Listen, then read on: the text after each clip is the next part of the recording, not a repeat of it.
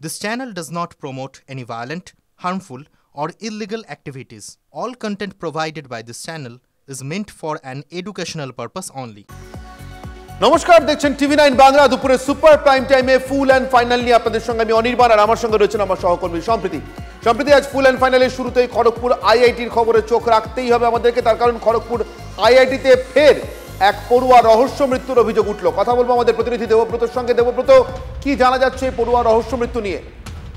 দেখো, আজকে সকাল 11:30 নাগাদ কিন্তু ক্যাম্পাসে বা আইআইটি কর্তৃপক্ষ খবর পায় যে এরকম আরপি হল রাজেন্দ্র প্রসাদ হলে রিতম মন্ডল নামে চতুর্থ বর্ষের ইঞ্জিনিয়ারিং একটি স্টুডেন্ট থাকতেন। তার ঝুলন্ত মৃতদেহ দেখতে পাই পাশাপাশি ছাত্ররা। তারপরে কিন্তু খবর দেওয়া আইআইটি কর্তৃপক্ষকে আইআইটি কর্তৃপক্ষ সাথে সাথে হেজলি পুলিশ ফাঁড়িতে খবর দেয় এবং বডি উদ্ধার করে নিয়ে গিয়ে যখন হাসপাতালে নিয়ে যাওয়া হয়েছে। তো প্রাথমিকভাবে যেটা জানতে পারা যাচ্ছে যে ঝুলন্ত অবস্থায় তাকে দেখতে পেয়েছিল এই ছাত্রটির বাড়ি কলকাতাতে রিজেন্ট পার্ক এলাকায়। তবে কি কারণে এই আত্মহত্যা বা এর পিছনে অন্য কোনো কারণ রয়েছে কিনা, এই অস্বাভাবিক মৃত্যুর কারণ কি? দীর্ঘদিন ধরে এলাকায় সাংবাদিকতা করছো, খড়গপুর আইআইটিতে গত এক বছরে এমন রহস্য মৃত্যুর ঘটনা কতগুলো ঘটলো?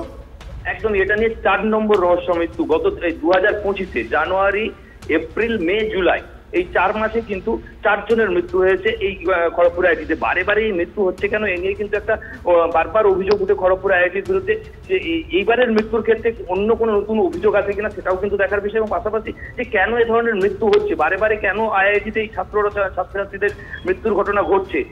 তুমি বলছো 4 মাসে 4 জন, মানে প্রতি মাসে একজন করে পড়ুয়ার মৃত্যু হয়েছে? একদম সেই হিসাবটাই আসছে আমাদের কাছে। জানুয়ারিতে একজনের মৃত্যু হয়েছে, এপ্রিলে একজনের মৃত্যু হয়েছে, মেতে একজনের মৃত্যু হয়েছে এবং জুলাই আজ 18 তারিখ আজকে একজনের মৃত্যুর খবর পাওয়া গেল। অর্থাৎ গত 7 মাসে 4 জন ছাত্রের মৃত্যুর ঘটনা খড়গপুর আইআইটিতে। দেবব্রত, কি কারণে এই পড়ুয়ার অস্বাভাবিক মৃত্যু হয়ে থাকতে পারে, রহস্য মৃত্যু হয়ে থাকতে পারে? সাধারণভাবে ঝুলন্ত অবস্থায় দেখা গেলে স্বাভাবিক কথা আসে যে আত্মহত্যা করেছেন কিনা, কিন্তু আত্মহত্যা করার মতো কোনো ঘটনা, কোনো আচরণ তিনি গত কয়েকদিনে করছিলেন কি? দেখো, সেই বিষয়ে অতএব আইআইটি কর্তৃপক্ষ বা আইআইটির যে ওই হলের ছাত্রছাত্রীরা যারা ছাত্ররা থাকেন তাদের কারোর সাথেই কথা বলা সম্ভব হয় না কোনোবারই আমাদের। কিন্তু যেটা প্রাথমিকভাবে জানতে পারা যাচ্ছে যে তাকে ঝুলন্ত অবস্থায় দেখতে পেয়েছে, তার ফলে প্রাথমিকভাবে মনে করছে পুলিশ যে আত্মহত্যার ঘটনা এটি। এর পিছনে অন্য কোনো কারণ রয়েছে কিনা, তার পড়াশোনা নিশ্চিতভাবে দেবব্রত পুলিশের দিকে নজর রাখো এবং নিশ্চয়ই এই মরদেহের পোস্টমর্টেম হবে, ময়নাতদন্ত হবে, তার রিপোর্টের দিকেও তুমি নজর রাখো। আপাতত তোমাকে ধন্যবাদ। খড়গপুর আইআইটিতে মৃত রিতম মন্ডল ইঞ্জিনিয়ারিং এর 4র্থ বর্ষের ছাত্র, তার বাড়ি কিন্তু কলকাতার এই রিজেন্ট পার্ক থানা এলাকায় এবং খড়গপুর আইআইটিতে গত 7 মাসে এই নিয়ে 4 জন ছাত্রের রহস্য মৃত্যুর ঘটনা ঘটল। এবং অনির্বাণ, যা অত্যন্ত উদ্বেগের। এই খবরের দিকে আমাদের নজর থাকবে। তবে এখন যে খবরের দিকে আমাদের নজর দিতে হচ্ছে,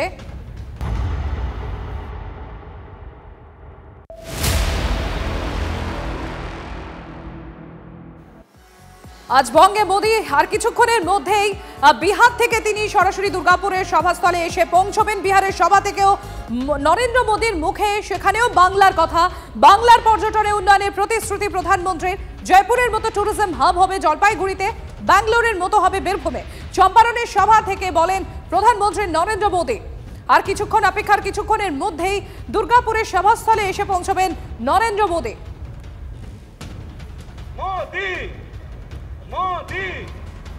पूरब के देश अब विकास की नई रफ्तार पकड़ रहे हैं।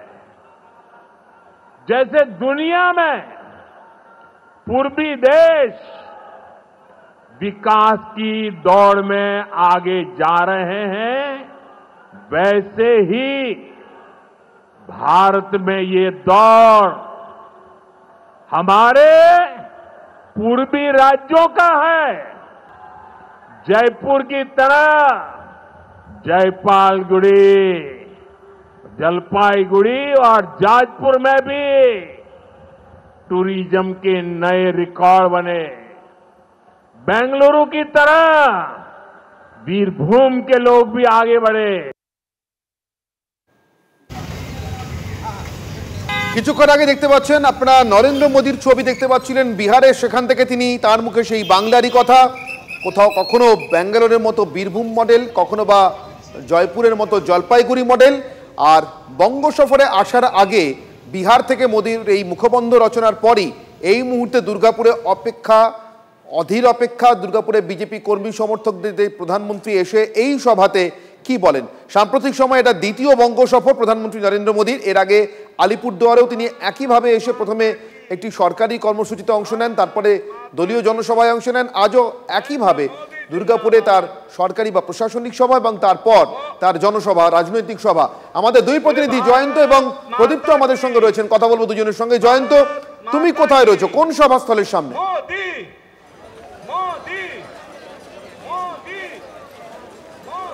আমি দুর্গাপুরে নেহেরু স্টেডিয়ামে, যেখান থেকে যে রাস্তা দিয়ে বিজেপি কর্মী সমর্থকরা ভেতরে ঢুকছে, প্রচণ্ড বৃষ্টি মাথায় নিয়েও দেখতে পাচ্ছ যেভাবে বিজেপি কর্মী সমর্থকরা ভিড় জমিয়েছে।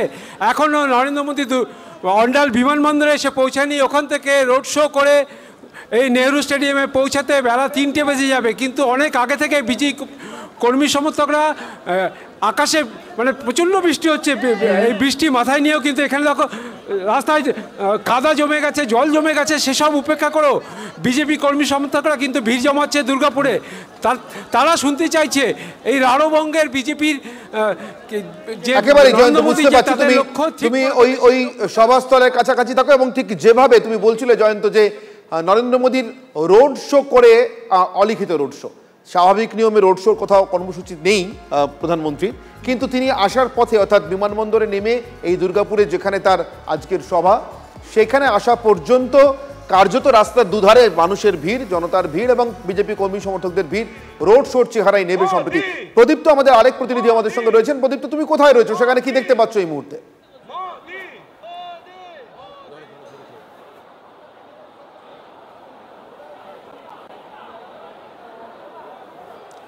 প্রদীপ্ত, শোনা যাচ্ছে?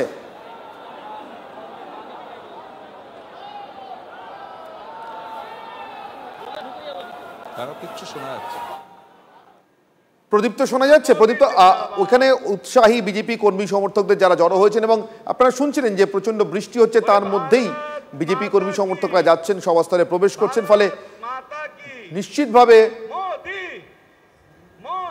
প্রচুর উৎসাহ উদ্দীপনা আছে, চিৎকার আছে, তার ফলে হয়তো কিছুটা শুনতে অসুবিধা হচ্ছে। প্রদীপ্ত শোনা যাচ্ছে?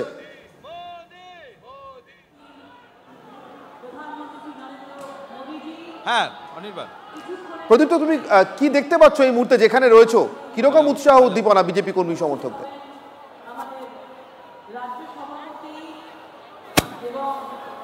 দেখো, খুব স্বাভাবিকভাবেই উচ্ছ্বাস উদ্দীপনা রয়েছে এবং আমার সহকর্মী কুণালকে দেখাতে বলবো যে বিজেপির কর্মী সমর্থকরা তারা ইতিমধ্যেই ভিড় করতে এখানে শুরু করেছেন এবং তাদের কারোর সঙ্গে কথা বলে নেওয়ার চেষ্টা করব আমরা যে কিছুক্ষণের মধ্যেই এখানে এসে পৌঁছাবেন নরেন্দ্র মোদী এবং তার কাছ থেকে তারা ঠিক কি এক্সপেক্ট করছেন আমরা কথা বলে নেওয়ার একবার চেষ্টা করব। আজকে নরেন্দ্র মোদীর কাছ থেকে কি আশা করছেন?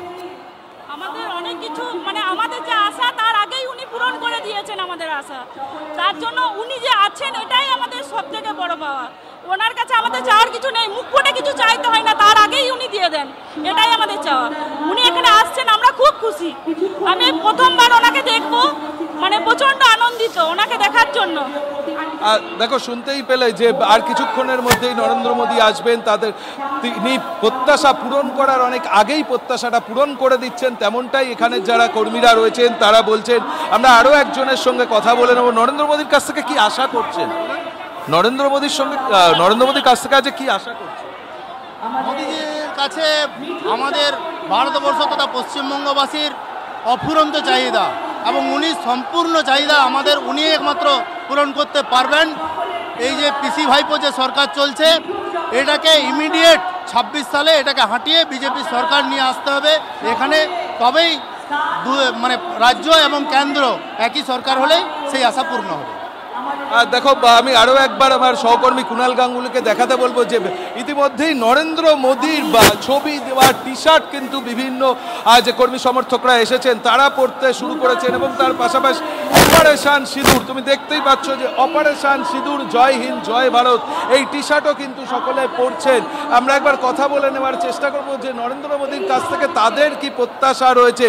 আর দেখো, কারোর হাতে এই ছবিটাও ধরা পড়ছে যে নরেন্দ্র মোদীর ছবি নিয়েও কিন্তু তারা এসেছেন, তাদের কি প্রত্যাশা রয়েছে, মোদীজির কাছে কি প্রত্যাশা রয়েছে? প্রত্যাশা 2026-এ আমাদের বিজেপি সরকারে আসছে। আপনার হাতে দেখছি নরেন্দ্র মোদীর ছবি, আর কেন নিয়ে আসা, কেন কেন এই ছবি নিয়ে আসা? এই ছেলে ক্যামেরা নিয়ে এসেছি, দিদির ছেলে বানিয়েছে মোদি, আমরা মোদি জোড়ে যুদ্ধে জন্য এসেছি। প্রধানমন্ত্রীর কাছ থেকে কি এক্সপেক্ট করছে? প্রধানমন্ত্রীর কাছ থেকে কি চাইছে, কি এক্সপেক্ট করছেন প্রধানমন্ত্রী? এটা নিয়ে আমরা ভাবছি কি মোদিজিকে কিন্তু দিতে পারবো না, তাও নিয়ে এসেছি। দেখো তারা হাতে ছবি নিয়ে এসছেন এবং সেই ছবিটা যদি নরেন্দ্র মোদী দেখেন, প্রধানমন্ত্রী দেখেন, সেই অপেক্ষাই তারা একেবারে প্রদীপ, তুমি যেরকম ভিতর থেকে আমাদের ছবিটা দেখাচ্ছ, অর্থাৎ সভাস্থলের ভিতরে ইতিমধ্যে এসে পড়া বিজেপি কর্মী সমর্থকরা, তেমনি জয়ন্ত দেখাচ্ছেন বৃষ্টি মাথায় নিয়ে যারা সভাস্থলের ভিতরে ঢোকার চেষ্টা করছেন বা এখনো এসে চলেছেন স্রোতের মতো। জয়ন্তর কাছেও যাব। জয়ন্ত, তোমার সঙ্গে যারা রয়েছেন তারা কি বলছেন?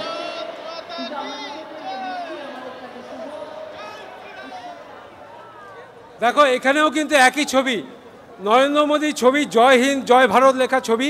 বিজেপি কর্মী সমর্থকরা ঢুকছে, আমরা তাদের কাছেই জেনে নেবো তারা কি শুনতে চাইছে প্রধানমন্ত্রীর কাছ থেকে, কি শুনতে চাইছেন।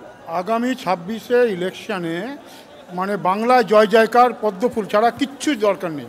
পদ্মফুল ছাড়া আর কিছুই হতে পারে না, কারণ তৃণমূলের অপশাসন চাই এবং সনাতনদের প্রতি একটা মানুষের আবেগ, সেটা তার প্রভাব পাওয়া যাচ্ছে। এবং একটা সম্প্রদায়ের মানুষকে যে কীভাবে মমতা ব্যানার্জি সাপোর্ট করছেন এর মানে বলে বোঝানো যাবে না। এখন আমাদের একটাই উদ্দেশ্য যে প্রধানমন্ত্রীর প্রোগ্রামটাকে সফল করতে হবে আমাদের সবাই মিলে। এছাড়া আর আমাদের এখন সনাতনকে এক হতে হবে, সমস্ত হিন্দু পরিবার, হিন্দু সমাজ এক হয়ে এর বিরুদ্ধে লড়াই করতে হবে।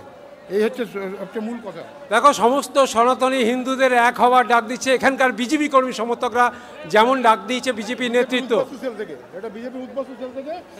একেবারে জয়ন্ত, আমরা কথা বলছি আমাদের প্রতিনিধি জয়ন্তর সঙ্গে। জয়ন্ত, একদিকে সভাস্থলের বাইরে যেখান থেকে বিজেপি কর্মী সমর্থকরা ঢুকছেন, সভাস্থলের ভিতরে যাওয়ার কথা যেদিকে যাচ্ছেন, এবং প্রদীপ্ত রয়েছেন একেবারে সভাস্থলের সামনে আমাদের সঙ্গে সম্প্রীতি। আর তার সঙ্গে দেখতে পাচ্ছি আমরা বিহারে, এখানে আসার আগে বিহারে নরেন্দ্র মোদী রোড শো এবং তার সভা, যে সভা থেকেও প্রধানমন্ত্রীর মুখে সেই বাংলারই কথা সম্প্রীতি। একেবারে অনিবার্য, এবং শুধু তাই নয়, যেরকম বিহারের সভাতে সেখানেও মহিলাদের জন্য সেখানেও যেরকমভাবে এক্সপেকটেশন ছিল, তাদের আশা ছিল, এখানকার যে বিজেপি কর্মী সমর্থকরা যারা আজকের এই প্রধানমন্ত্রী নরেন্দ্র মোদীর সভাস্থলে তারা উপস্থিত হয়েছেন, তাদের মনেও সেই আশা যে বাংলার জন্য কি রয়েছে তার ঝুলিতে, কি তিনি বলবেন সামনেই 2026 এবং সেই ভোটের আগে, এবং আরও বলা ভালো যে সোমবার 21শে জুলাই তার আগে মোদীর এখানে জনসভা, কি বক্তব্য তিনি রাখেন, কি বার্তা তিনি দেন, সেদিকেই কিন্তু নজর রয়েছে। একেবারেই আরো একবার প্রদীপ্তর কাছে যাব। প্রদীপ্ত, ভিতরের যে উচ্ছ্বাসের ছবি তুমি দেখাচ্ছিলে, অপারেশন সিঁদুর লেখা টি শার্ট, কখনো বা নরেন্দ্র মোদীর মুখ আঁকা টি শার্ট, এ সমস্ত পরে বিজেপি কর্মী সমর্থকরা ইতিমধ্যে ভিড় জমাতে শুরু করেছেন। তুমি যাদের সাথে কথা বলছিলে তারা বলছিলেন যে 26-এর রোড ম্যাপ নিশ্চয়ই মোদী দিয়ে যাবেন। আলিপুরদুয়ারের আগে একবার প্রধানমন্ত্রী এসছেন, সেই রোড ম্যাপ আর আজকের রোড ম্যাপ কি তাদের কোথাও অসম্পূর্ণতা আছে বলে মনে হচ্ছে? মানে আলিপুরদুয়ার থেকে সবটা পাওয়া হয়নি, আজকে নতুন করে কিছু পেতে চাইছেন? কি পেতে চাইছেন? বিধায়িকা চন্দনা বাউরিকে মঞ্চে অনুরোধ করব, বাঁকুড়ার বিধায়ক নীলাদ্রিশেখর দানাদাকে মঞ্চে অনুরোধ করব। দেখো আমরা একবার সরাসরি এখানে যে মানুষজনরা আসছেন তাদের সঙ্গেই কথা বলে নেব। প্রধানমন্ত্রীর থেকে কি পেতে চাইছেন? প্রধানমন্ত্রী চাইছেন ওয়েস্ট বেঙ্গলে মানে আরো যা যা কারাপশন, अधिकार রাইট টিম, ওই জন্য আমাদের আজকে মোদী এসছেন, যা আজকে বৃষ্টি হলো তাতে লোক লাখ লাখে এবার আরো বেশি রেকর্ড হয়েছে, অনেক লোকজনের।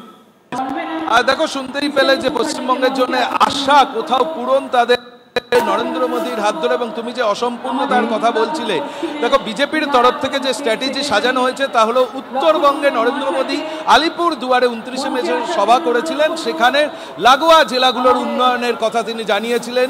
আজকে রাঢ়বঙ্গ, অর্থাৎ এই রাঢ়বঙ্গকে কেন্দ্র করে যে জেলাগুলো রয়েছে, রাঢ়বঙ্গের অভ্যন্তরে যে জেলাগুলো রয়েছে সেখানের উন্নয়ন, এভাবে আগামী দিনে ইতিমধ্যেই সুকান্ত মজুমদার স্পষ্ট করেছেন রানাঘাটে পৌঁছানোর কথা রয়েছে নরেন্দ্র মোদী। তারপর আমাদের সঙ্গে থাকো প্রদীপ, অর্থাৎ এই আলিপুরদুয়ারের পরে দুর্গাপুর, এরপরে রানাঘাট ইতিমধ্যেই পরিকল্পনায় এসে গিয়েছে, কিন্তু বাংলায় আসার আগেই যেভাবে বাংলার প্রসঙ্গ নরেন্দ্র মোদীর মুখে, সেটা আরেকবার শুনবো।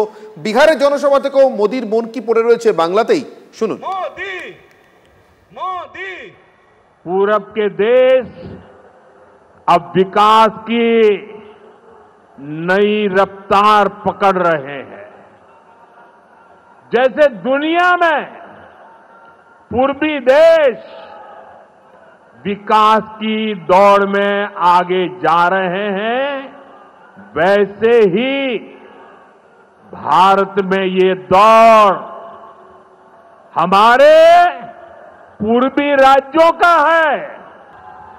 जयपुर की तरह जयपालगुड़ी, जलपाईगुड़ी और जाजपुर में भी टूरिज्म के नए रिकॉर्ड बने। बेंगलुरु की तरह वीरभूम के लोग भी आगे बढ़े। আর অনির্বাণ এই জায়গাটাই এখানে একাধিক প্রশ্ন যে আজকের এই যে সভা করতে চলেছেন প্রধানমন্ত্রী, সামনে 2026 সেটাই হচ্ছে টার্গেট। তার আগে বঙ্গ বিজেপি তাদের নতুন সভাপতি পেয়েছেন। এরপর আমরা দেখেছি রামের বদলে মা কালীর জায়গা হতে সেই সভাতে। তাহলে এবার মোদির বার্তা কি হতে চলেছে? সেই বার্তায় কি চাঙ্গা হবে বঙ্গ বিজেপি? তার পাশাপাশি রয়েছে মহিলা ভোটের প্রসঙ্গ। মহিলাদের জন্য কি নতুন কিছু থাকতে পারে বিজেপির, বঙ্গ বিজেপির তরফ থেকে? মোদির বার্তাতে কি সেরকমই কোনো বার্তা থাকবে? এদিকে তৃণমূল কংগ্রেসের লক্ষ্মীর ভান্ডার রয়েছে, তাহলে তার পাল্টাও কি কিছু হতে পারে? একাধিক প্রশ্ন উঠে আসছে অনির্বাণ, এবং যার জন্য গোটা বঙ্গ বিজেপি এবং এই বঙ্গের মানুষও তাকিয়ে রয়েছে কিন্তু এই মোদির বার্তার দিকে। কি বার্তা তিনি দেন আজকের এই দুর্গাপুরের সভা থেকে? এই মুহূর্তে আপনারা দেখতে পাচ্ছেন দুটো ছবি, একদিকে বিহারে রোড শো এর ছবি প্রধানমন্ত্রী নরেন্দ্র মোদীর, অন্যদিকে দেখতে পাচ্ছেন নরেন্দ্র মোদীর আশাকে কেন্দ্র করে ইতিমধ্যে যেভাবে বিজেপি কর্মী সমর্থকরা ভিড় জমেছে এবং বিরোধী দলনেতা শুভেন্দু অধিকারী এই মুহূর্তে তার গাড়ি এসে পৌঁছলো, তার কনভয় এসে পৌঁছলো। আপনারা সেটাও দেখতে পাচ্ছেন, শুভেন্দু নামছেন গাড়ি থেকে, তার আগেই উৎসাহী কর্মী সমর্থকরা এবং যারা ওখানে আয়োজনের দায়িত্বে রয়েছেন বিজেপির স্থানীয় নেতাকর্মীরা, তারা শুভেন্দু অধিকারীর গাড়ির সামনে এই মুহূর্তে কিছুক্ষণ আগে এসে পৌঁছলেন শুভেন্দু অধিকারী। সবেমাত্র এসে পৌঁছলেন দুর্গাপুরে নরেন্দ্র মোদীর জনসভা উপলক্ষে এবং সরকারি অনুষ্ঠান উপলক্ষে। প্রাক্তন সভাপতি সুকান্ত মজুমদারকে দেখা যাচ্ছে এবং কিছুক্ষণ আগে সুকান্ত মজুমদার নরেন্দ্র মোদীর এই দুর্গাপুরের সভা উপলক্ষে লিফলেট বিলি করেছেন বেনাচিতি বাজারে ঘুরে ঘুরে। দেখতে পাচ্ছেন বেনাচিতি বাজারে রাজ্যের প্রাক্তন রাজ্য সভাপতি সুকান্ত মজুমদার বিজেপির, তার লিফলেট বিলি করার ছবি।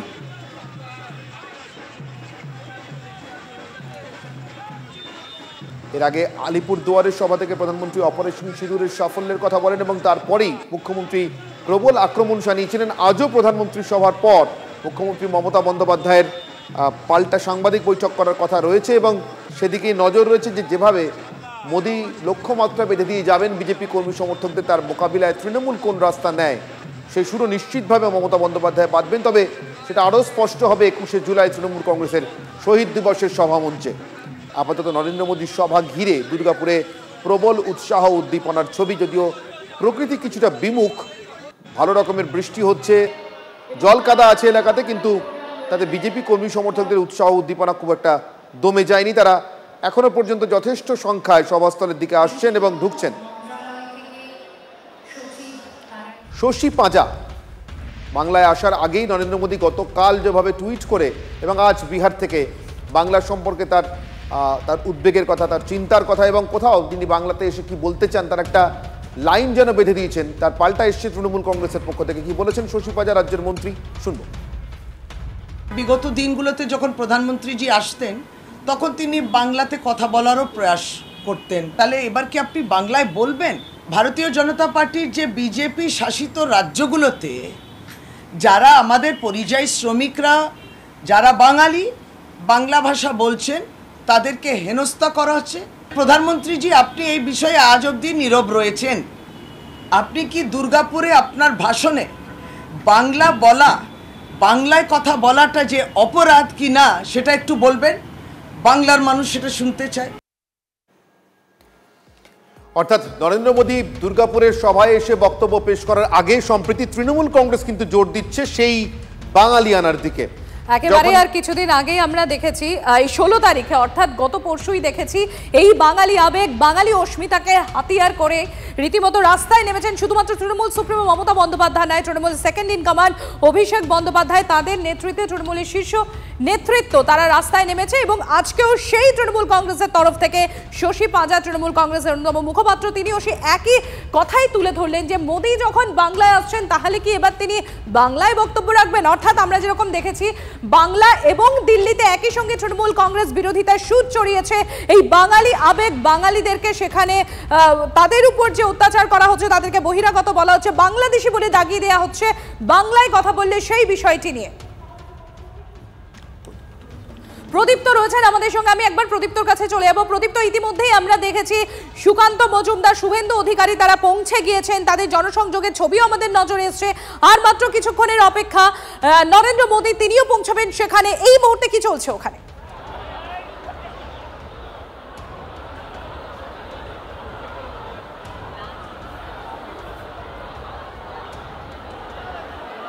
আর দেখো, তার যে নির্ধারিত সূচি রয়েছে সেই সূচি অনুযায়ী তার দুর্গাপুরে নামার কথা 2:35 আর মাত্র তার 20 মিনিটের অপেক্ষা রয়েছে। এবং এখানে যে মানুষজন আসছেন তাদের সঙ্গে একবার কথা বলে নেবো, তার কারণ বারংবার মমতা বন্দ্যোপাধ্যায় বাঙালি অস্মিতার প্রসঙ্গ তুলেছেন। আমরা একবার রাজশ্রী লাহিড়ীর সঙ্গে কথা বলে নেবো। মমতা বন্দ্যোপাধ্যায় বাঙালি অস্মিতার কথা বলছেন, আর আপনাদের দেখলাম এই প্রধানমন্ত্রীর সভাকে কেন্দ্র করে জয় মা কালী, জয় মা দুর্গাই লিফলেট বিলি করতে। আপনারাও কি পাল্টা কাউন্টারে নাম? জয় মা কালী জয় বাঙালি বাঙালির দীর্ঘদিনের স্লোগান। আর পার্টিটা শ্যামাপ্রসাদ মুখার্জি, আচার্য দেবপ্রসাদ ঘোষ, দুর্গাচরণ বন্দ্যোপাধ্যায়ের party, Haripada ভারতীর party, Vishnukant শাস্ত্রীর party. বাঙালি অস্মিতা মমতা বন্দ্যোপাধ্যায়, যিনি একটা চণ্ডী মন্ত্র বলতে পারেন না, কুচো সুচো ভূত নীল সাদা সুচ্যুত সরস্বতীর মন্ত্র, তিনি বাঙালি অস্মিতার কথা বলছেন। নিমকা পেড়, আমকা ফল, লালকা ডাটা, এটা বাঙালি অস্মিতা। এরা বাংলা ভাষায় কথা বলতে পারে না। ওদের পার্লামেন্টেরিয়ান সাগরিকা ঘোষ বাংলা ঠিক করে উচ্চারণ করতে পারে না। দেব বাংলা উচ্চারণ করতে পারে না। ওদের একটা অর্ধেক লোক তো বাংলা উচ্চারণ করতে পারে না। ওদের তো জিভের তলায় সুপুরি রেখে আগে বাংলা শেখা উচিত। বাঙালির পার্টি তো আমরা, বাঙালির কথা তো আমরা বলছি। তাই জন্য তো আমরা মা কালীকে স্টেজের মধ্যে রেখেছি, কারণ সিদ্দিকুল্লাহ চৌধুরী বলেছে গোটা দক্ষিণ কলকাতা ওয়াকফের সম্পত্তি, মানে কালীঘাটের মন্দির হচ্ছে ওয়াকফের সম্পত্তি। ঢাকেশ্বরীকে রাখতে পারা যায়নি, ঢাকায় প্লেনে করে নিয়ে আসা হয়েছিল। উল্টো ডাঙায় আজকে কালী মন্দির ভাঙচুর হচ্ছে। আমরা তাই জন্য কালীকে সামনে রেখেছি, আর এগিয়েও না। বাঙালি এই সতীপীঠকে একে অন্তত রক্ষা করতে হবে। চট্টগ্রামকে পারিনি, ভবানী তারাকে পারিনি, বগুড়ায় রানী ভবানী, কিন্তু একে করতে হবে। দেখো, স্পষ্টতই বিজেপি নেতাকর্মীরা তারা বলে দিচ্ছেন এই বাংলায় তারাই প্রকৃত বাঙালির পার্টি, কারণ এই পার্টিটা প্রতিষ্ঠা করেছিলেন শ্যামাপ্রসাদ মুখোপাধ্যায়, এবং সেখান থেকেই তারা মা কালীর যে ছবি, সেই ছবি কেন ব্যবহার হচ্ছে তারও একটা সুস্পষ্ট ব্যাখ্যা। একেবারে প্রদীপ্ত, আমাদের সঙ্গে থাকো হীরক মুখোপাধ্যায়, আমাদের আরেক প্রতিনিধি এই মুহূর্তে আমাদের সঙ্গে সরাসরি রয়েছেন। হীরক যেখানে রয়েছেন সেখানে রাজ্য বিজেপির প্রথম সারির নেতারা রয়েছেন, খুব কাছাকাছি হীরকের। হীরক, কি বলছেন রাজ্য বিজেপির প্রথম সারির নেতারা এবং তাকে ঘিরে থাকা যে, তাদেরকে ঘিরে থাকা যে উৎসাহী জনতা বা কর্মী সমর্থক? একেবারেই দেখো, আর কিছুক্ষণের মধ্যেই দুর্গাপুরে এসে পৌঁছবেন প্রধানমন্ত্রী, এবং সেই প্রধানমন্ত্রীর যে সফর, সেই সফরকে ঘিরে শুধু যে রাজ্য বিজেপির যারা নেতৃত্ব রয়েছেন তাদের মধ্যেই শুধু উৎসাহ দেখা যাচ্ছে, তাদের মধ্যেও কিন্তু চূড়ান্ত উৎসাহ দেখা যাচ্ছে। আর কিছুক্ষণের পরেই প্রধানমন্ত্রী মোদী তিনি এসে পৌঁছবেন, এবং তার জন্য রাজ্য বিজেপির নেতৃত্ব তারা এই বেসরকারি হোটেলে গতকাল থেকে ছিলেন, এবং সেই বেসরকারি হোটেল থেকে তারা মঞ্চের উদ্দেশ্যে রওনা দিতে শুরু করেছেন। এখানে লকেট চট্টোপাধ্যায় ছিলেন, অগ্নিমিত্রা পল কিছুক্ষণ আগেই বেরিয়ে গেছেন, এখনো পর্যন্ত মিথুন চক্রবর্তী আছেন, তিনিও কিছুক্ষণ পর মঞ্চের উদ্দেশ্যে রওনা দেবেন, অন্তত তেমনটাই জানা যাচ্ছে। আর যেহেতু রাজ্য বিজেপির বিভিন্ন নেতৃত্ব এবং কেন্দ্রীয় নেতৃত্ব তারা যেহেতু এই হোটেলে রয়েছেন, স্বাভাবিকভাবে এই হোটেলে বিভিন্ন কর্মী সমর্থক তারা এই হোটেলে রয়েছেন, তারাও যেটা বলছেন যে প্রধানমন্ত্রী কি বার্তা দেন, যেহেতু একেবারে বছরগুলি বিধানসভা নির্বাচন, তাই এই বিধানসভা নির্বাচনের আগে বিজেপির সাংগঠনিক শক্তি যেমন একদিকে পরখ করা হবে এই মঞ্চ থেকে, তার পাশাপাশি প্রধানমন্ত্রী কি বার্তা দেন, লড়াইয়ের কি কৌশল, কি সুর বেঁধে দেন, সেই দিকে আপাতত তাকিয়ে রয়েছেন বিজেপি কর্মী সমর্থকরা। শুধুমাত্র পশ্চিম বর্ধমান নয়, তার পাশাপাশি পার্শ্ববর্তী যে সমস্ত জেলাগুলি রয়েছে, অর্থাৎ দক্ষিণবঙ্গের পূর্ব বর্ধমান, বাঁকুড়া, পুরুলিয়া সহ বিভিন্ন জায়গা থেকে কর্মী সমর্থকরা। একেবারে হীরক, আমাদের সঙ্গে থাকো। প্রধানমন্ত্রীর এই সভা এবং তার সমস্ত খবর, প্রতি মুহূর্তের আপডেট আপনাদেরকে আমরা জানাচ্ছি, কিন্তু এর পাশাপাশি এই মুহূর্তে যে ব্রেকিং খবর আমাদের নজর রাখতে হচ্ছে, কোচবিহার থেকে আসছে ব্রেকিং খবর। এই মুহূর্তে ব্রেকিং নিউজ, কোচবিহারের ঘোকসাডাঙ্গায় বিজেপি বিধায়কের গাড়িতে হামলার অভিযোগ তৃণমূলের বিরুদ্ধে। কোচবিহারের ঘোকসাডাঙ্গায় বিজেপি বিধায়কের গাড়িতে হামলার অভিযোগ তৃণমূলের বিরুদ্ধে।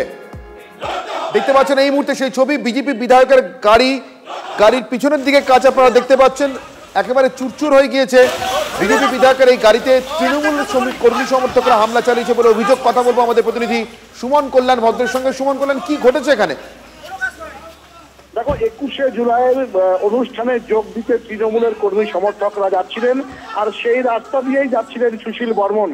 হঠাৎই সুশীল বর্মনের গাড়িতে হামলার অভিযোগ উঠেছে। তার পেছনের গাড়ির যে পেছনের গ্লাস সেটা ভেঙে চুরমার হয়ে গেছে এবং তার গাড়ি ধরে বিক্ষোভ দেখাচ্ছেন তৃণমূলের কর্মী সমর্থকরা, এমনটাই কিন্তু জানাচ্ছেন বিজেপি নেতা কর্মীরা। ফলে ঘোকসাডাঙ্গা থানায় কিছুক্ষণ আগে সুশীল বর্মন গিয়েছিলেন, সেখানে তিনি আধিকারিকদেরকে বিষয়টা হয়তো জানানোর জন্য তিনি সেখানে গেছেন, কিন্তু তার গাড়ি লক্ষ্য করে এই যে ঢিল ছোড়া, তাকে গাড়ি ভাঙচুর করা, পাশাপাশি তাকে ঘেরাও করে যে বিক্ষোভ, এটা কিন্তু এই মাথা ভাঙার বিধায়ক সুশীল বর্মন তার সাথেই হয়েছে এবং ঘোকসাডাঙ্গা এলাকায় হয়েছে। ফলে সব মিলিয়ে পরিস্থিতি অত্যন্ত উত্তেজনাপ্রবণ এবং যে মুহূর্তে এই ঘটনা ঘটেছে সেই সময় কিন্তু কোনো পুলিশ সেখানে ছিল না। তার সাথে থাকা কেন্দ্রীয় জওয়ানরা তারাই তাকে রক্ষা করেছেন এবং সেখান থেকে তার গাড়ি নিয়ে তিনি যখন বেরিয়ে আসেন, পরবর্তীতে তার গাড়ি ঘিরে কিন্তু আবারও স্লোগান চলে, আবারও কিন্তু পরিস্থিতি কারণটা কি সুমন করলেন? মানে এই গাড়ি ঘিরে ধরা, স্লোগান দেওয়া, তৃণমূল কর্মীরা 21শে জুলাই সভায় যোগ দিতে আসছেন, খুব ভালো কথা, কিন্তু তৃণমূল কর্মীরা যেখান দিয়ে সবার জন্য যাবেন বা তারা যদি কোনো প্রচার বা কর্মসূচির মধ্যে থাকেন, সেখান থেকে বিজেপি বিধায়কের গাড়ি বা কারুর গাড়ি যেতে পারবেন এমনটা তো নয়। একেবারে দেখো, খুব সঙ্গত কারণে তুমি এই প্রশ্নটা করলে, কিন্তু বাস্তব চিত্র কিন্তু বারংবার আমরা দেখছি। সুশীল বর্মন শুধু নয়, বরেন বর্মন কিছুদিন আগে তিনি পুজো দিতে গিয়েছিলেন শীতলকুচির বিজেপি বিধায়ক, সেখানে তাকে পুজো দিতে বাধা দেওয়া হয়েছে, তাকে ধীরে বিক্ষোভ হয়েছে। ফলে সব মিলিয়ে যে পরিস্থিতি চলছে, এটা কিন্তু বলাই যায় এক প্রকার যে বিজেপির বিধায়ক। আমাদের সঙ্গে থাকো, আমার সঙ্গে থাকো সুমন কল্যাণ, তোমার কাছ থেকে আরো বিস্তারিতভাবে বিষয় জানবার আছে, বোঝবার আছে মাথা ভাঙার পরিস্থিতি। শঙ্কর ঘোষ রাজ্য বিধানসভায় বিজেপি পরিষদীয় দলের মুখ্য সচেতক আমার সঙ্গে এই মুহূর্তে টেলিফোন লাইনে রয়েছেন। শঙ্করবাবু, আপনার কাছ থেকে জানতে চাইবো, সুশীল বর্মনের গাড়িতে যে হামলার ঘটনা নিশ্চয়ই আপনারা দেখতে পেয়েছেন, ছবিও দেখতে পেয়েছেন, তৃণমূল কংগ্রেসের বিরুদ্ধে অভিযোগ উঠছে। শঙ্করবাবু, আপনার প্রতিক্রিয়া? দেখুন, এই মুহূর্তে উত্তরবঙ্গের যে জেলাগুলোর পরিস্থিতি, আইন শৃঙ্খলার পরিস্থিতি চরম অবনতি হয়েছে, তার মধ্যে অবশ্যই কুচবিহার। কুচবিহারের উত্তরবঙ্গ উন্নয়ন মন্ত্রী বারংবার তিনি হুমকির সুরে বিরোধীদেরকে ভয় দেখানো, শাসানো, তাদের রাজনৈতিক কর্মীদেরকে এক ধরনের বাড়ি ছাড়া করবার কথা তিনি বারবার বলতে থাকেন। তারই ফল আউট হচ্ছে এই ধরনের ঘটনা। রাজনৈতিকভাবে তারা লড়াই করতে না পেরে এই মুহূর্তে সরাসরি শত্রুতা, আক্রমণ ইত্যাদি নেমে এসছে। দুষ্কৃতীদেরকে সংগঠিত করে পরিকল্পিতভাবে এই আক্রমণ সংগঠিত করা হচ্ছে। সুশীল বর্মনকে যারা চেনেন বা জানেন, তারা প্রত্যেকেই জানেন যে সুশীলদার মতন একজন অত্যন্ত সাধারণ, অত্যন্ত বিনয়ী, নম্র মানুষের সাথে যদি এই ধরনের ঘটনা ঘটতে পারে, তাহলে তৃণমূল কংগ্রেস দল হিসাবে কোন পর্যায়ে পৌঁছেছে যে সুশীলদার মতন একজন সাধারণ মানুষের সাথে সর্বদা থাকা একজন বিধায়ককে এই আক্রমণ করেছে। আমি শুধু এইটুকু বলবো, সময় একরকম চলে না। আজকে যারা এই কাজ করছেন, নিশ্চিতভাবে এটা জেনে রাখুন, এর প্রত্যাঘাত হবেই। সেটা কয়েক দিনে, কয়েক মাস, সেটা বলতে পারবো না, কিন্তু এই প্রত্যাঘাতের জন্য যেন তারা প্রস্তুত থাকে। অনেক ধন্যবাদ শঙ্করবাবু আপনার প্রতিক্রিয়ার জন্য। আরো একবার চলে যাব আমাদের প্রতিনিধি সুমন কল্যাণ ভদ্রের সঙ্গে। আমাদের সঙ্গে রয়েছেন সুমন কল্যাণ ভদ্র। সুমন, যেটা জানতে চাইবো তোমার কাছ থেকে, মাথা ভাঙা এই প্রথম উত্তপ্ত হলো সুশীল বর্মনের গাড়ি আজকে ভাঙচুরের ঘটনার পরিপ্রেক্ষিতে যে ঘটনাটা উঠে আসছে, এমনটা তো নয়। মাথা ভাঙা তো দীর্ঘদিন ধরে রাজনৈতিকভাবে উত্তপ্ত হয়ে রয়েছে। শেষ পঞ্চায়েত নির্বাচনটাও তো মাথা ভাঙাতে খুব রক্তাক্ত ছিল। সুমন কল্যাণ, শুধু রক্তাক্ত বললে ভুল বলা হবে। কিছুদিন আগেও আমরা দেখেছি বিজেপি করেন একজন মহিলা, তাকে বিবস্ত্র করে রাস্তা দিয়ে হাতিয়ে নিয়ে যাওয়া হয়েছে দীর্ঘ পথ, এবং তারপর সেখানে মহিলা কমিশনের থেকে যারা আধিকারিক রয়েছেন তারা এসেছিলেন, মহিলার সাথে কথা হয়েছিল, মামলা হয়েছিল, কিন্তু কার্যত কোনো ঘটনায় কিন্তু তারপরে আর এই নিয়ে কিন্তু কোনো সুরাহা মেলেনি। ফলে এই যে ঘটনা, এটা একেবারেই নতুন কোনো ঘটনা নয়। মাথাভাঙ্গা, শীতলকুচি, সিতাই, এই যে বিস্তীর্ণ এলাকা, এখানে যেটা অভিযোগ করেছে বিজেপি, যে বিজেপি কর্মীদেরকে রাস্তায় বেরিয়ে কোনো তাদের দলীয় কার্যকলাপ করতে দেখা যায় না। এখানে বিধায়ক, এমএলএ থেকে শুরু করে যারা রয়েছেন তারাও তাদের কার্যকলাপ করতে পারে না, এইভাবেই বাধার সম্মুখীন হয়। একেবারে সুমন কল্যাণ, আমাদের সঙ্গে থাকো। প্রধানমন্ত্রীর বঙ্গ সফরের দিনেই রীতিমতো আক্রান্ত কোচবিহারের বিজেপি বিধায়ক সুশীল বর্মন। আর এই মুহূর্তে দুপুরে সুপার প্রাইম টাইমে ফুল অ্যান্ড ফাইনালে সম্প্রতি আমরা আরো একবার নজর রাখবো নরেন্দ্র মোদীর বঙ্গ সফরের দিন যেভাবে কোচবিহারে বিজেপির বিধায়ক মাথা ভাঙাতে আক্রান্ত হয়েছেন সুশীল বর্মন। ঘোকসাডাঙ্গায় বিজেপির বিধায়ক সুশীল বর্মনের গাড়ি রীতিমতো ভাঙচুর করা হয়েছে। সেই গাড়ির ছবি আপনারা এই মুহূর্তে TV9 বাংলা স্ক্রিনে দেখতে পাচ্ছেন। বিধায়কের গাড়িতে হামলার অভিযোগ উঠেছে তৃণমূলের বিরুদ্ধে। কি ঘটেছিল জানবো। বিজেপি বিধায়ক সুশীল বর্মন এই মুহূর্তে আমাদের সঙ্গে রয়েছেন টেলিফোন লাইনে। সুশীল বাবু, কি হয়েছিল, কিভাবে ঘটলো এত বড় ঘটনা? আমি কুচবিহার যাচ্ছিলাম, যাওয়ার পথে কলকাতায় যাওয়ার জন্য টিকিট কাটার জন্য স্টেশনে ঢুকলাম। স্টেশনে টিকিট কাটার জন্য যখন আমি ঢুকেছি, এই টিকিট কাটতে যেটুক সময় লাগে এই সময়ের মধ্যে ওরা ওখানে আগের থেকেই কলকাতা যাওয়ার জন্য কিছু মানুষ ছিল, ওরা চলে গেছে। তার কিছু মানুষ ছিল, সেই মানুষগুলা আমার গাড়ি লক্ষ্য করে ওখানে দাঁড়িয়ে স্লোগান শাউটিং শুরু করে। তো আমি ভাবলাম যে স্লোগান শাউটিং শুরু করেছে, ওরা স্লোগান দিয়ে চলে যাক, ওরা লোক যাচ্ছে না কোথায় কি করছে। কিন্তু ওরা কিছুক্ষণ আমাকে ঘিরে আমার নামে স্লোগান শাউটিং শুরু করে। তার পরবর্তীকালে আমার সিকিউরিটিদের সঙ্গে একটু বচসা শুরু করে সিকিউরিটিদের আক্রমণ শুরু করে। এর মধ্যে টিকিট কেটে আমার ড্রাইভার আসলে পরে আমি বললাম চলো আমরা চলে যাই। এই গাড়ি স্টার্ট করে যখন আমরা ফিরে চলে আসছিলাম, তখন ঠিক ওরা গাড়ি ঘিরে গাড়িটাকে আঘাত করে এবং পিছন থেকে ঢিল মেরে গাড়ির কাঁচ ভেঙে দেয়। পুলিশে কোনো অভিযোগ জানিয়েছেন সুশীল বাবু? আমি এই মুহূর্তে থানায় বসে আছি FIR করার জন্য। বড়বাবু আমাকে বসিয়ে রেখেছেন। তৃণমূলের নেতারা যারা ভেঙেছে তারা জেলার যুব নেতা ছিল তপন বর্মন, পঞ্চায়েত সমিতির সভাপতি সাবলু বর্মন, ওখানকার পঞ্চায়েত এবং প্রাক্তন জেলা যুব নেতা সুজন অধিকারী, এদের নেতৃত্বেই এরা এই কাজটা করে আবার থানায় এসে বড়বাবু চেম্বারে বসছে এবং মানে আমাকে বড়বাবু এখানে থানার ভিতরে বসিয়ে রেখেছে। আপনি কোন থানায় অপেক্ষা করছেন সুশীল বাবু? এটা কোন থানা? ঘোকসাডাঙ্গা থানা। একটু আমাদের সঙ্গে থাকুন সুশীল বাবু। এই মুহূর্তে কোচবিহারের তৃণমূল কংগ্রেসের নেতা এবং মুখপাত্র পার্থপ্রতিম রায় আমাদের সঙ্গে রয়েছেন। পার্থপ্রতিম বাবু, আপনি শুনলেন সুশীল বাবুর মুখ থেকে কিভাবে কি ঘটেছে ওখানে? একটা বিষয় সেখানে হয়েছে, এটা ঠিক, কিন্তু সুশীল বাবু যে ব্যাখ্যা করলেন সেটা মোটেও সেরকমটা নয়।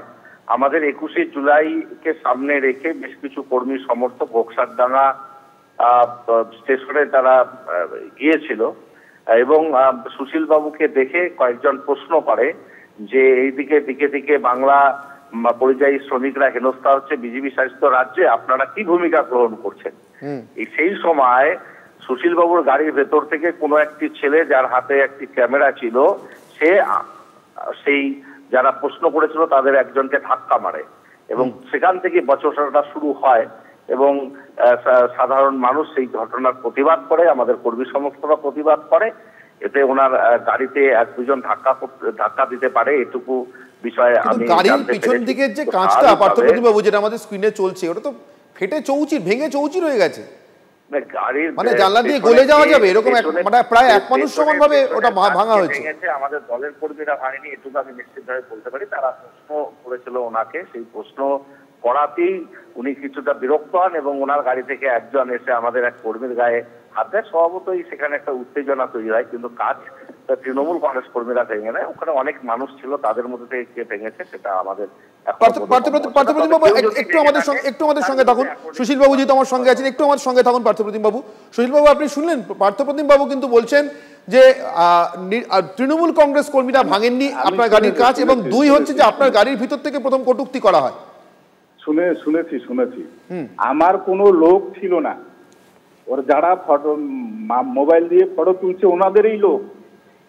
আমার ওখানে আমি, আমার ড্রাইভার এবং আমার সিকিউরিটি, এছাড়া কোনো লোক ওখানে ছিল না। উনি সর্বভাবে মিথ্যা কথা বলছেন।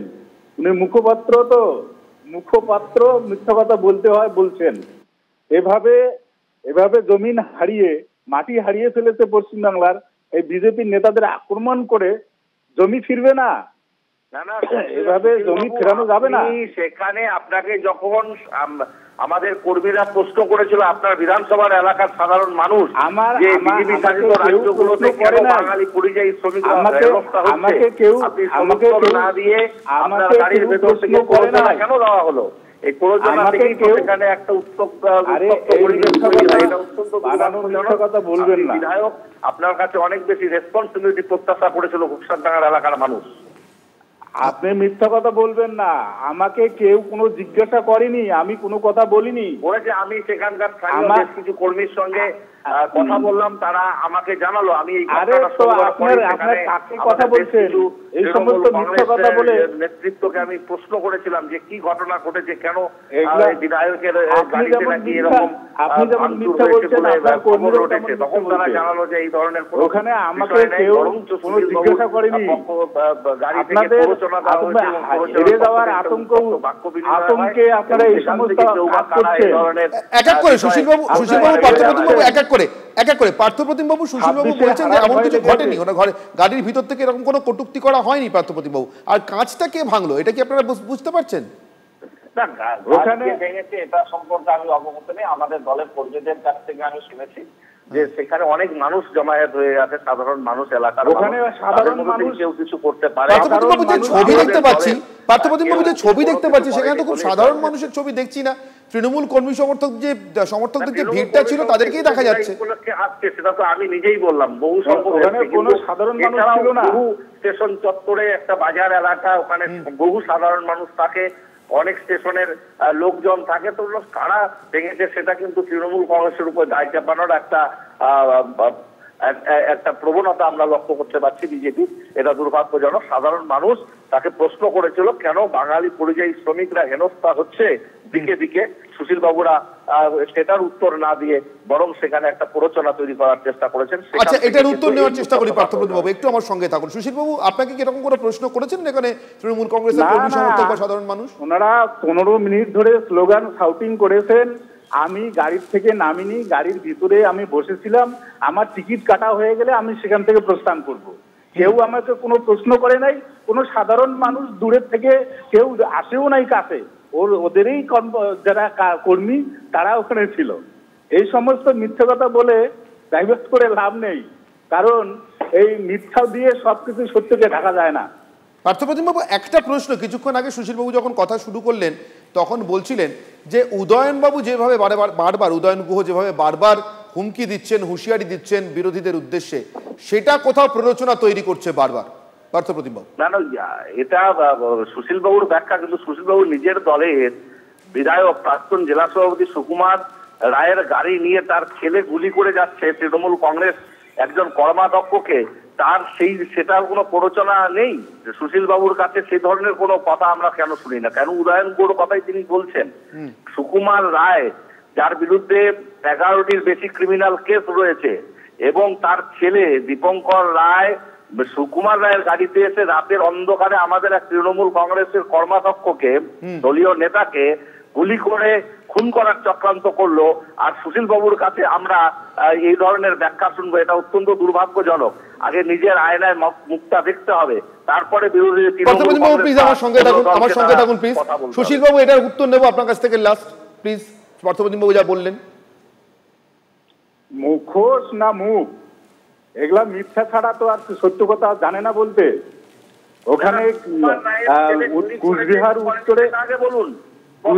উত্তরে কি হয়েছে আর মাথাভাঙায় কি হয়েছে সেটার সঙ্গে তুলনা করে তো লাভ হবে না। ওখানে রাতের অন্ধকারে আপনারা এই সমস্ত কাণ্ড ঘটিয়ে ঘটনা ডাইভার্ট করার জন্য এখানে দিনের বেলায় আমার উপরে এইরকম আপনার কর্মীরা আক্রমণ করে আপনি সর্বপ্রথম মিথ্যে কথা বলে চালিয়ে দিতে চাচ্ছেন। সুশীল বাবু এবং পার্থপ্রতিম বাবু, আপনাদের দুজনের কাছেই আমাদের আবেদন থাকবে যে আইন যেন নিজের পথে চলে, এবং সুশীল বাবু এই মুহূর্তে থানায় রয়েছেন, পার্থপ্রতিম বাবু এটাও নিশ্চয়ই একই রকম ভাবে সুনিশ্চিত করা শাসক দলের কাজ, যাই ঘটে থাকুক না কেন পুলিশ যেন তার ব্যবস্থা নেয়। যদি সুশীল বাবুর গাড়ির থেকে কিছু ঘটে থাকে বা কোনো কটূক্তি ঘটে থাকে সেটাও তদন্ত হোক, এবং সার্বিকভাবে শান্তি থাকুক। বারবার দু দলের পক্ষ থেকে আপনি যেমন বলছিলেন পার্থপ্রতিম বাবু সুকুমার রায়ের ছেলের কথা, সুশীল বাবুরা বলছেন উদয়ন গুহর কথা, বারবার এই জিনিস কিন্তু কোচবিহারকে অশান্ত করছে, রক্তাক্ত করছে। আপাতত আপনাদের দুজনকেই ধন্যবাদ, পার্থপ্রতিম রায় এবং সুশীল বর্মন। আপনারা দেখতে পাচ্ছেন এই মুহূর্তে সেই ছবিটা, যে ছবিটাকে কেন্দ্র করে এত ঘটনা। এই মুহূর্তে আপনারা যে সুশীল বর্মন এবং পার্থপ্রতিম রায়ের কথোপকথন শুনছিলেন, তাই এই ছবিকে কেন্দ্র করে মাথাভাঙার বিধায়ক ঘোকসাডাঙ্গায় গিয়েছিলেন। আপনারা দেখতে পাচ্ছেন সেই ছবি, বসে রয়েছেন গাড়িতে সুশীল বর্মন, মাথাভাঙার বিধায়ক, তার এমএলএ লেখা গাড়িটাও রয়েছে। সেই গাড়ি ঘিরে ধরে সুশীল বর্মনদের অভিযোগ যে তৃণমূল কংগ্রেসের কর্মী সমর্থকরা হামলা চালায়। সেই হামলা চালানোর পর গাড়ির কাঁচ রীতিমতো ভেঙে দেওয়া হয়, ধাক্কাধাক্কি করা হয়। যদিও পার্থপ্রতিম রায় তৃণমূল কংগ্রেসের পক্ষ থেকে জানাচ্ছিলেন যে বিজেপি শাসিত রাজ্যগুলিতে যে পরিযায়ী বাঙালি শ্রমিক তাদের উপরে হেনস্থার ঘটনা নিয়ে প্রশ্ন করাতে সুশীলবাবুর গাড়ি থেকে কটূক্তি করা হয়, ধাক্কাধাক্কি করা হয় এবং তার পরিপ্রেক্ষিতেই পরিস্থিতি অশান্ত হয়ে ওঠে। এই মুহূর্তে ঘোকসাডাঙ্গা থানায় সুশীল বর্মন পৌঁছে গিয়েছেন তার এই ভাঙা গাড়ি সহ তিনি অভিযোগ জানানোর জন্য, এবং উল্টো দিকে যারা তৃণমূল কংগ্রেসের পক্ষ থেকে অভিযুক্ত সুশীল বর্মনের কথায় তারাও নাকি থানাতেই বসে রয়েছে।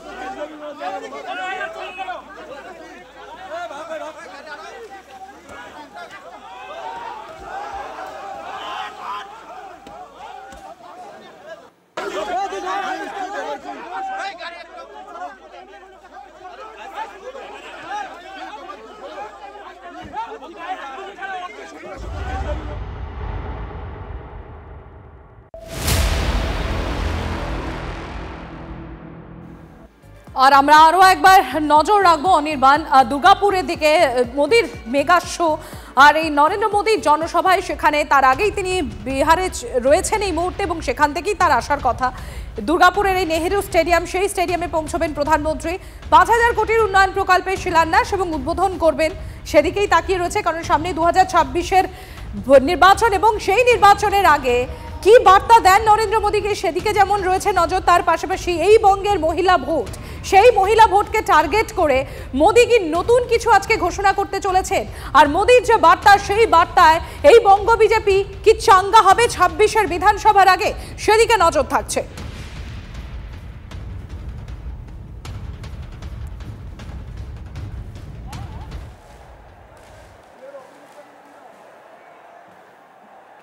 দুর্গাপুরের মঞ্চে এই মুহূর্তে নরেন্দ্র মোদীর অধীর অপেক্ষা। মঞ্চের সামনে যে কর্মী সমর্থকরা ইতিমধ্যেই এসে উপস্থিত হয়েছেন, বসে রয়েছেন নরেন্দ্র মোদীর ভাষণ শোনার জন্য, তারা অপেক্ষা করছেন। লকেট চট্টোপাধ্যায় এই মুহূর্তে অনুরোধ করব লক্ষণ গড়ুই মহাশয়কে, বিধায়ক এবং স্টেট সেক্রেটারি লক্ষণ গড়ুই মহাশয়কে অনুরোধ করব। আমি অনুরোধ করব অগ্নিমিত্রা পাল মহাশয়কে, আসানসোল সাউথ বিধায়ক, স্টেট জেনারেল সেক্রেটারি, বসার জন্য। সৌমেন্দু অধিকারী, সাংসদ Kanthi, Jagannath Chattopadhyay, state general secretary, Soumitra Khan, আমাদের বিষ্ণুপুরের এমপি, স্টেট ভাইস প্রেসিডেন্ট, আমাদের অমিত মালভিয়া মহাশয়, আমাদের ন্যাশনাল ইনচার্জ আইটি এবং সোশ্যাল মিডিয়া ডিপার্টমেন্ট। এবং এই মুহূর্তে আপনারা দেখতে পাচ্ছেন দুর্গাপুরের সভা মঞ্চে যাদের যাদের থাকার কথা প্রধানমন্ত্রীর সঙ্গে, তাদের নাম ধরে লকেট চট্টোপাধ্যায় ডাকছেন, মঞ্চে আসবার জন্য আহ্বান জানাচ্ছেন। আর আমাদের প্রতিনিধি হীরক মুখোপাধ্যায় এই মুহূর্তে রয়েছেন ঠিক সেইখানে, সে রাস্তায়, যে রাস্তা ধরে বিমানবন্দরে নামার পর দুর্গাপুরের এই নেহেরু স্টেডিয়ামে আসার কথা প্রধানমন্ত্রী নরেন্দ্র মোদী। সেই রাস্তায় এই মুহূর্তে কি পরিস্থিতি, কতটা ভিড়, উৎসাহ উদ্দীপনা কেমন, সেই ছবিতে নজর রাখবো। হীরক, কি দেখতে পাচ্ছ তুমি? দেখো, আমি সেই জায়গাতেই দাঁড়িয়ে রয়েছি যেখানে কিন্তু প্রধানমন্ত্রী এসে পড়ে, যেখান থেকে র্যালি করার যার কথা রয়েছে, অর্থাৎ আর কিছুক্ষণের মধ্যে প্রধানমন্ত্রী এসে ঠিক এই জায়গাতেই কিন্তু তিনি র্যালি করবেন, তেমনটাই কিন্তু জানা যাচ্ছে। এবং তুমি দেখতে পাচ্ছ যে রাস্তার দুদিকে অসংখ্য মানুষ তারা কিন্তু অপেক্ষা করছেন কখন তারা প্রধানমন্ত্রীকে দেখতে পাবেন। অসংখ্য মহিলা রয়েছেন, পুরুষ তারা রয়েছেন। বলছি, কাকে দেখতে এসেছেন? প্রধানমন্ত্রীকে। প্রধানমন্ত্রী কতক্ষণ ধরে দাঁড়িয়ে আছেন? 2 ঘন্টা আছে। 2 ঘন্টা ধরে দাঁড়িয়ে দাঁড়িয়েছি। কি মানে তার কাছ থেকে তো কিছু শুনতে পাবেন না, সভা তো অন্য জায়গায়, খালি দেখবো আর স্বাগতের জন্য দাঁড়িয়ে আছি। অর্থাৎ তুমি বুঝতে পারছো অসংখ্য মানুষ তারা দাঁড়িয়ে রয়েছেন। বলছি, কতক্ষণ দাঁড়িয়ে আছেন? 1 ঘন্টা থেকে। 1 ঘন্টা থেকে। কেন দাঁড়িয়ে আছেন? মোদিকে দেখার জন্য। তার কথা তো শুনতে পাবেন না, সভা তো অন্য জায়গায়। দেখিনি, তো দেখে নেবো। অর্থাৎ বুঝতে পারছো যে শুধুমাত্র প্রধানমন্ত্রীকে দেখার জন্য অসংখ্য মানুষ তারা দাঁড়িয়ে রয়েছেন। এবং তুমি মহিলাদের কাছে পৌঁছে গিয়েছো হীরক, একটা ছোট প্রশ্ন আছে ওনাদের জন্য, তারা কি কিছু আশা করছেন প্রধানমন্ত্রীর কাছ থেকে? তারা কি কিছু আশা করছেন যে লক্ষ্মীর ভান্ডারের মতো তাদের জন্য আজকে কোনো বার্তা থাকবে প্রধানমন্ত্রী তথা নরেন্দ্র মোদীর বক্তব্যে 26-এর আগে? দুর্গাপুর যেরকম নামটা শিল্পাঞ্চল ছিল ভারতবর্ষের বুকে, ওইটা স্থাপিত আরো দেখতে চায়, আরো বেশি উন্নতি চাই। এই শিল্পাঞ্চলে তো একাধিক শিল্প বন্ধ হয়ে রয়েছে, সেই শিল্পগুলো নতুন করে খোলার কোনো কথা বলতে পারেন প্রধানমন্ত্রী, এরকম আশা কি করছেন? মোদি এলেই সব খুলে যাবে লক, এটাই বলতে চাই। প্রধানমন্ত্রী মোদি তিনি আসছেন, বছর ঘুরলেই বিধানসভা নির্বাচন, কি জানতে চাইছেন, কি শুনতে চাইছেন প্রধানমন্ত্রীর মুখে? প্রধানমন্ত্রীর মুখে বাংলার উন্নয়ন কথা শুনতে চাই, বাংলাকে কি সৌগাত কী দিবে সেটা শুনতে চাই আমরা। বাংলাকে নিশ্চয়ই দিবে, সৌগাত দিবে, এখানে বাংলাকে নিশ্চয়ই দিবে, মোদি আজকেই দিবে। বলছি কি প্রত্যাশা দাদা, কি প্রত্যাশা দাদা, কি প্রত্যাশা? প্রত্যাশা মোদিজি আশাতে আমাদের দুর্গাপুর যেন কলকারখানাগুলো খোলা হয়, বেকারত্ব মানুষ যেন কাজ পায়, এটা আমাদের আশা। ডিএসপি কে যেন আরো ডেভেলপ করা যায়। হীরক আমাদের সঙ্গে থাকো, তোমার মাধ্যমে ওদের সঙ্গে আরো কথা বলার আছে। এই মুহূর্তে প্রধানমন্ত্রী নরেন্দ্র মোদীকে রিসিভ করবার জন্য অন্ডাল বিমানবন্দরে পৌঁছে গিয়েছেন রাজ্য মন্ত্রিসভার সদস্য, গুরুত্বপূর্ণ সদস্য মলয় ঘটক। আপনারা দেখতে পাচ্ছেন তাকে, তার ছবি। খুবই স্বাভাবিক ঘটনা, তার কারণ শুধুমাত্র দলীয় কর্মসূচি নয়, দলীয় কর্মসূচিরও আগে একটি সরকারি কর্মসূচির জন্য বেশ কয়েকটি প্রকল্পের শিলান্যাস এবং উদ্বোধনের জন্য প্রধানমন্ত্রী এসেছেন, এবং সেই প্রশাসনিক কর্মসূচির জন্যই স্বাভাবিক নিয়মেই রাজ্য মন্ত্রিসভা থেকে একজন প্রতিনিধি হিসেবে যান প্রধানমন্ত্রীকে রিসিভ করবার জন্য।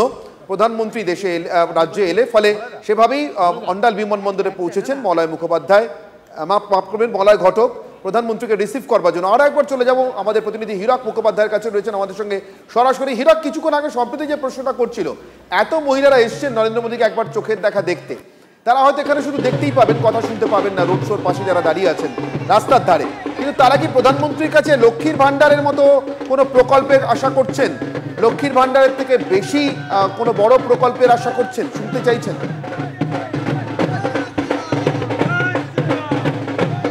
একেবারে আমি জানার চেষ্টা করব, এখানে অনেকজন মহিলা রয়েছেন, একটু জানার চেষ্টা করব।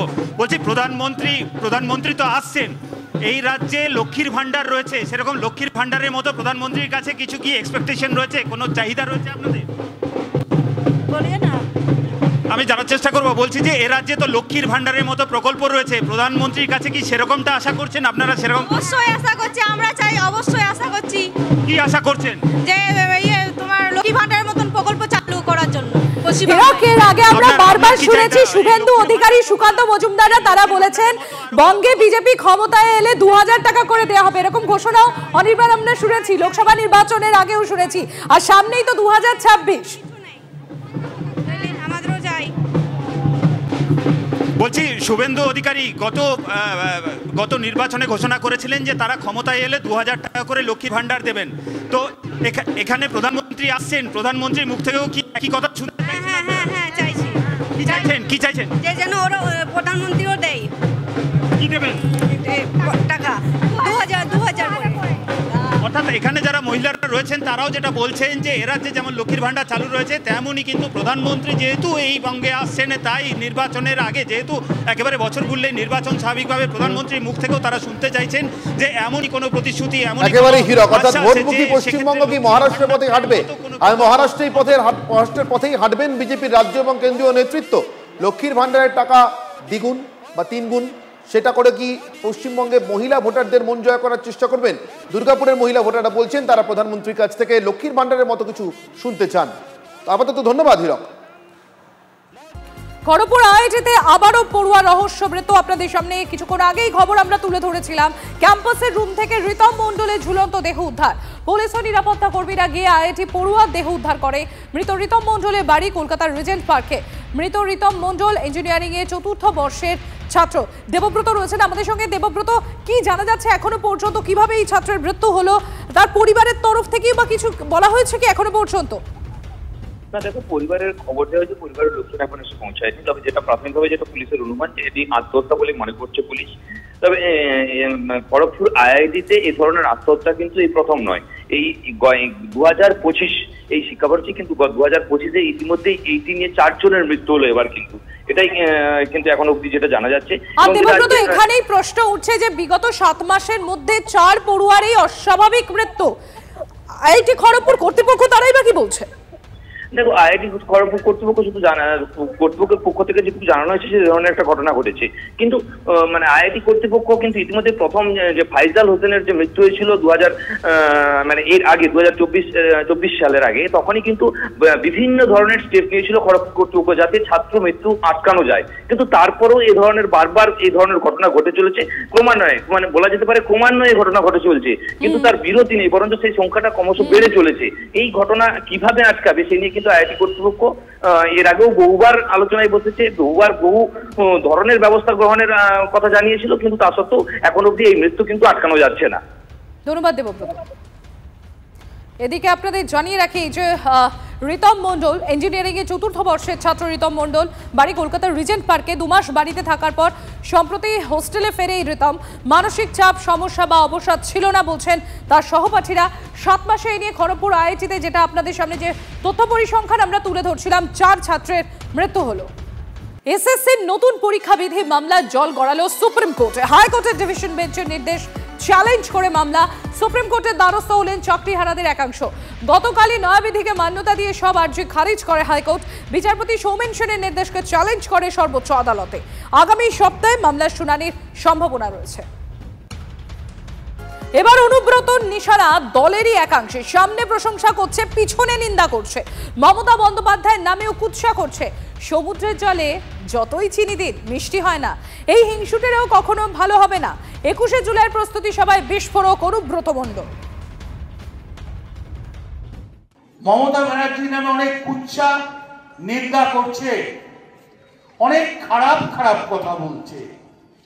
যেমন জানবেন, সমুদ্রের জলে যদি যতই চিনি দেন সমুদ্রে জল মিষ্টি হয় না, তেমনি যারা হিংসুকে লোক, যারা মুখের সামনে বলবে অনুব্রত মণ্ডল খুব ভালো লোক, এই করেছে ওই করেছে, বাইরে গিয়ে বলবে বদমাইশ লোক, ঠিক করেছে, তাদের একটা স্বভাব। আপনি যতই ভালোবাসুন তারা নিন্দা করে যাবে। সমুদ্রের জলে যেমন চিনি দিলে মিষ্টি মিষ্টি হয় না, এটাও গোলাই বিজেপির পার্টি অফিস নির্মাণ ঘিরে রীতিমতো ধুন্ধুমার। বিজেপির পার্টি অফিস তৈরিকে কেন্দ্র করে বিজেপি তৃণমূল সংঘর্ষ। মাথা ফাটল বিজেপির মণ্ডল সভাপতির। এক বিজেপি কর্মীর পা ভেঙে দেওয়ার অভিযোগ তৃণমূল কংগ্রেসের বিরুদ্ধে। সরকারি জায়গায় পার্টি অফিস তৈরির অভিযোগ তৃণমূল কংগ্রেসের। তৃণমূলের বিরুদ্ধে হামলার অভিযোগে পথ অবরোধ বিজেপির। অবরোধ তুলতে এলে বিজেপি তৃণমূল বচসা হাতাহাতে। পুলিশ গেলে পুলিশকে ঘিরেও বিক্ষোভ দেখায় বিজেপি নেতৃত্ব। আর এরপরে তৃণমূল নেতা কর্মীদের বুঝিয়ে সেখান থেকে সরিয়ে নিয়ে যায় পুলিশ।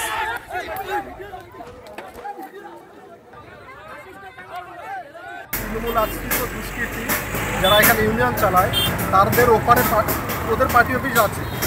আমরা এখন করতে যাওয়ার কারণে ওরা আমাদের কর্মীদের উপর মারধর করে।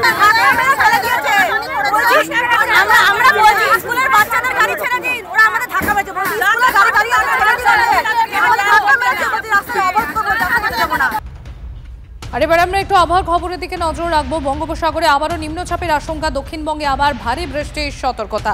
কমলেশ রয়েছেন আমাদের সঙ্গে। কমলেশ, ইতিমধ্যেই আমরা দেখেছি রীতিমতো ভারী বৃষ্টি কলকাতা সহ দক্ষিণবঙ্গে। আর কি জানাচ্ছে আবহাওয়া দপ্তরে? থেকেও আরো ভারী বৃষ্টির সতর্কতা দিচ্ছে?